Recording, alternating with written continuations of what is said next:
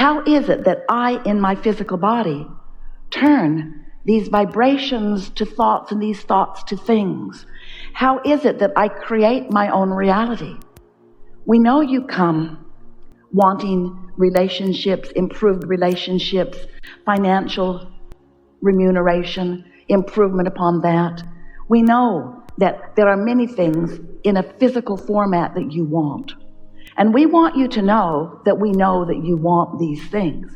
And we want you to know that it is appropriate that you desire these things, and it is appropriate that these things manifest fully into your experience so that you can see them and hear them and smell them and taste them and touch them. In other words, you were supposed to have these full manifestations. You came for that. You are masterful creators who have come into this environment understanding its perfection, understanding the balance of variety and contrast that it provides you. You came with great reason and purpose, and with a determination to please yourselves in those ways. So never misunderstand when we talk about vibration, or when we talk about the laws of the universe, or when we talk about consciousness, or when we talk about energy. Never misunderstand that we are trying to guide you away from the material things of your physical world, because that's why you are here. In other words, that's the role that you are playing out here, and here, these are the most significant words, out here on this leading edge. We want you to realize, to accept that this leading edge is the leading edge, that this leading edge where you are manifesting is where all that you call source, or all that you want to call God, or all that your inner being is, or all that the larger part of you is. We want you to understand that it is all focused with you here, out here on this leading edge, and it matters a lot. You are supposed to define the specifics of this leading edge. And yes, it matters for you to turn inward, to understand the source of who you are. It matters a lot for you to align with that broader, non-physical, all-knowing, loving, powerful energy that creates worlds part of you. That is important too. But we don't want to divert your attention from the world in which you live and from the creative platform that you are upon. We want you to embrace it fully, to be a part of it in any way that is important to you. And we want you to accept that from all of this, from this platform that you have been born into, this leading edge environment into which you have been born, it is right that you fulfill your desires. So when we ask you, are you knowing what you are wanting? We really like to begin there because it's important for you to be able to identify what you want. Your source energy in physical bodies, while few humans really understand what that means. You are an extension of source energy. Sometimes it's easier to hear it in that way. And you've come here with all of this great reason that we have just described to you. The larger part of you is, and always will be, non-physical energy. You could call it your support system. You could call it the basis of you. You could also call it the culmination of all that you are. Your inner being, or soul, the source of you, has been evolving as a result of your exposure to life for more than words can describe, even when we use words like eternally. You are expanding beings, and expansion is such a joyful experience. And so here you are non-physical energy, and a part of that focus is here with you. But the larger part of you still remains non-physically focused and is aware of everything that you are about all day, every day. So as you are sifting and sorting through life and knowing from your own personal exposure and experience with the details of your life, you know what you don't want, which causes you to know what you do want at many levels of your being, and you are launching these what we are calling rockets of desire, because they are desires that are emanating from you even before you can articulate them as desires. You might even call them preferences or just things you notice. Even when you were very, very little, even before you had language at your tongue tip, you were having experiences, exposure to life, which was causing you to have preferences. Every species does that, and the evolution of all species is about that. And so you were launching your preferences, and they were moving from you into what we are calling a vibrational reality, because they have not yet manifested, but they are real and they matter, and Source sees them and notices them and tends to them and becomes them. And Law of Attraction gathers cooperative components that match them. And so this vibrational universe is expanding as a result, not just of what you were before you came into this physical body, but even more because of what you are doing now that you are in this physical body, as you are bumping up against each other and trying to find your place in the world. So, as you are launching these rockets of desire, there is an amassing. We've been calling it a vibrational reality. We've given it a few different names, wanting you to feel the realness of it. But it is not easy for you to feel the realness of it because you can't yet see it or hear it or smell it or taste it or touch it. And so, Abraham, how can it be real if I cannot define it through any of the ways that I'm accustomed to defining reality? And we say, you have to sense it. You have to sense it with your solar plexus. You sense it with your emotional basis. You sense it. You feel it. You can know it. You can feel the bigness of it, and you can feel the realness of it. And we want to turn your attention to it because everything that becomes manifested in your experience is first this vibrational reality. We even gave it a name, this vortex of reality. This vortex, wrote a whole book about it. We want so much for you to accept the realness of it. But our friend, she wanted $100,000 so that she could travel. She wasn't thinking about all of the things that she'd put into her vortex long before that desire to travel even hatched within her. And what we are wanting you to find a way of hearing us say, of realizing in your own experience, we want you to begin to get a sense of the realness of what you've been asking for and the existence of the creation of what you've been asking for, so that you can focus your energy in a way, focus the vibration of you, put your attention upon what you are desiring that is yet to be seen or realized through your physical senses, rather than looking through your physical senses and seeing only its not yet existence. Because that is what keeps you from having now so many of the things that you want and deserve. Because it matters to you that you see it and hear it and smell it and taste it and touch it. When you can't, you pronounce it as not here yet, when it is here.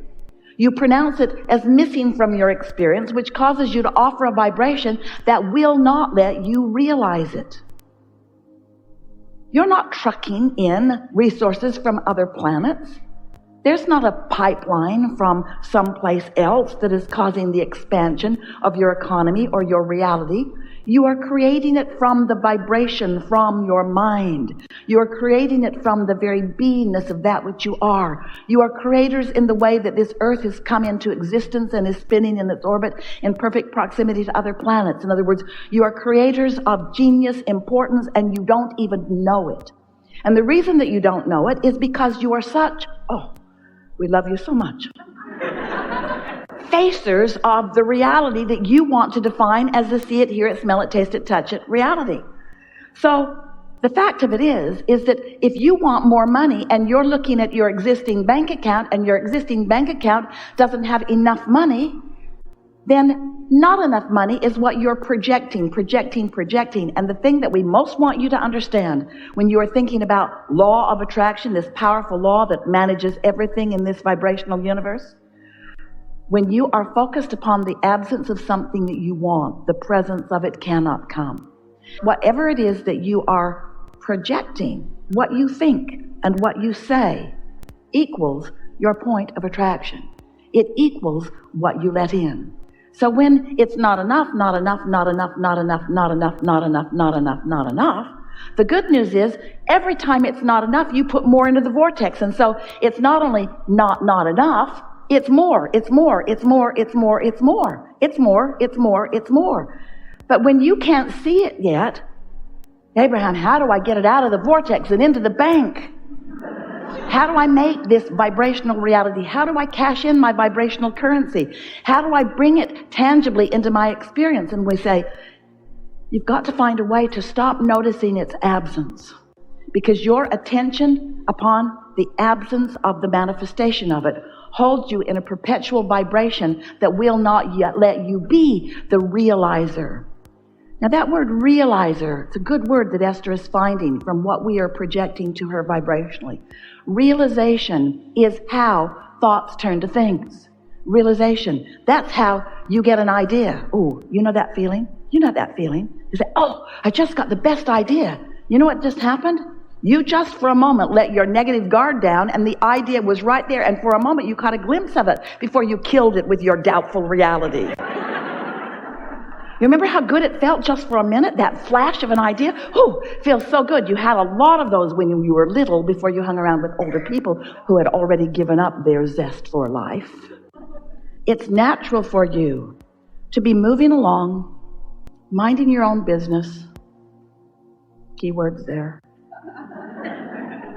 Feeling good about something, and being in the receptive mode, and being in the receptive mode, and being in the receptive mode, and therefore receiving, not creating, not conjuring, not making up. That's already been done. That was done.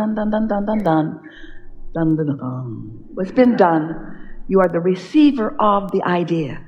And when that idea comes to you, if you could just know that when that idea comes, you've got it. You can run with it. You can run with that idea. You can let your mind flow with the exhilaration of that idea, and everything around you will line up to support you in that idea if you can just resist the temptation to compare the idea to the existing reality, because that'll get you every time.